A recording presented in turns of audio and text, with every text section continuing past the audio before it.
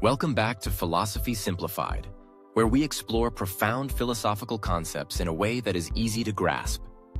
In today's episode, we dive into two fundamental teachings of Buddhism: Anatta, the concept of non-self, and Anicca, the idea of impermanence. What do these teachings mean, and how can they change our understanding of the self and the world around us? Let's explore together.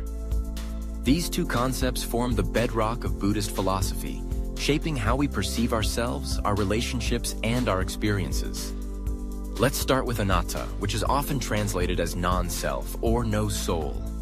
Unlike many other philosophies or religions that propose the existence of a permanent, unchanging soul or self, Buddhism asserts that what we consider to be self is, in fact, an illusion.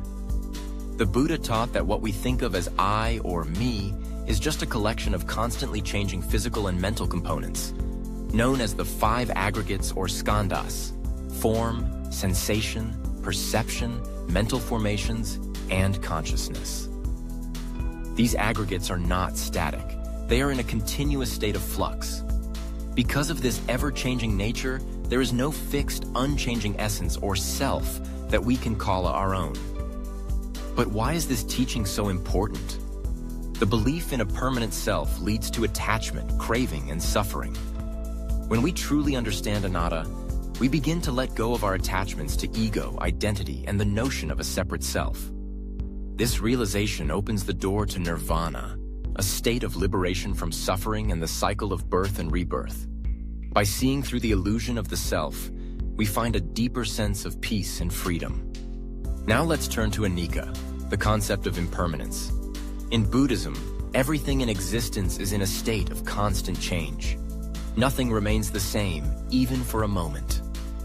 From the tiniest particles to the grandest cosmic structures, everything is subject to change, decay, and transformation. This includes our thoughts, emotions, and experiences. Understanding Anicca helps us develop a sense of detachment and equanimity. When we grasp the impermanent nature of all things, we are less likely to cling to fleeting pleasures or resist inevitable changes, thereby reducing our suffering. It's like being in a river. You can either try to hold on to each passing wave, which is impossible, or you can learn to flow with the current, knowing that all waves will eventually pass. So, how do we apply these teachings in our everyday lives? Both Anatta and Anicca encourage us to embrace mindfulness, self-awareness, and acceptance. By recognizing the non-self nature of our thoughts and the impermanence of our emotions, we learn to respond to situations with more wisdom and compassion. Practices like meditation, mindful breathing, and self-reflection help us internalize these teachings, allowing us to live with greater peace, freedom, and understanding. Anatta and Anicca are not just standalone concepts. They are deeply interconnected. The recognition of non-self helps us understand impermanence, and acknowledging impermanence helps us see through the illusion of the self. Together, they provide a holistic framework for understanding the nature of reality in Buddhism.